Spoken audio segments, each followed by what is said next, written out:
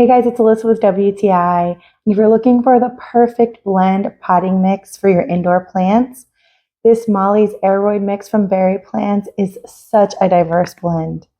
I'm not an expert at mixing potting soil, so I needed something that took all the guesswork out of what was a well-draining potting mix. And I'm so excited to have found this brand. There's no measuring involved. All you have to do is repot your plant, and these smaller size bags make it really easy to do that. You can scoop out of it, but they're also small enough to be able to pick up and just dump right in. And having the resealable bag makes it really easy to store for my next plant repot. And of course, the best thing is seeing your plants happy and thriving. So if you're looking for a great, well-draining Aroid mix that you don't have to do any thinking to put together, you're going to love this Molly's Aroid mix from berry plants. And that's my point of view.